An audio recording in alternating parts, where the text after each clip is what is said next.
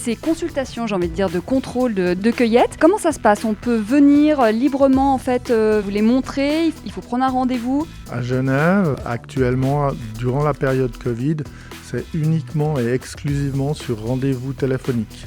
On prend rendez-vous et on vient faire sa cueillette, on s'arrange. Dans d'autres cantons, dans d'autres offices, il y a des fois des policiers, il y a des fois des personnes seules, il y a des personnes de sociétés de mycologie qui ont passé le diplôme, il y a des pharmacies, il y a beaucoup d'endroits en Suisse, et c'est une particularité de la Suisse, à peu près un seul endroit où le système est aussi performant et qui couvre l'entier du territoire. C'est un maillage extraordinaire. On a le réflexe aussi beaucoup Internet. Vous en pensez quoi, justement, les gens qui vont aller voir une photo sur Internet d'un champignon? Ah, c'est bon, ça passe. C'est un long sujet et c'est un long débat.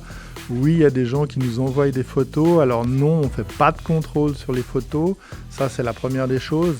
Il nous arrive de faire des évaluations dans le sens où si quelqu'un a mangé quelque chose et se pose la question, plutôt que de la faire venir 1 heure de temps, si on peut déjà exclure des champignons toxiques, mortels, il y a déjà la tension qui redescend chez cette personne, puis après seulement il vient chez nous faire le contrôle, ou s'il est déjà un peu malade, il va directement à l'hôpital.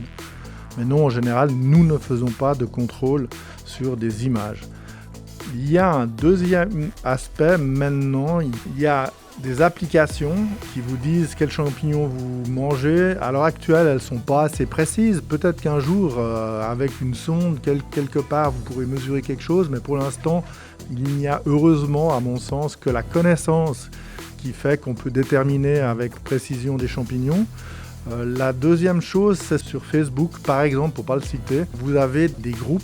Dedans, il y a des gens qui prennent des positions en disant « Ah, ce champignon, il est toxique, celui-là, il ne l'est pas ». Il ne faudrait pas que quelqu'un tombe malade et porte plainte contre quelqu'un d'autre parce qu'il n'y a pas de responsabilité bien définie.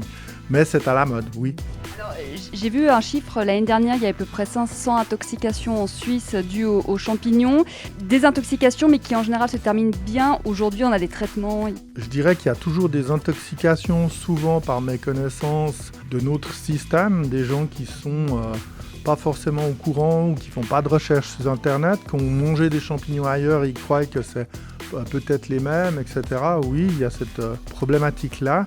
Je dirais qu'il y a pas mal d'intoxications qui sont pas trop graves. Maintenant, il y en a quand même quelques-unes par année qui peuvent amener à des cas mortels. Sur la dizaine d'années, il y a quand même eu 4-5 cas mortels. Donc, c'est pas, ça arrive encore assez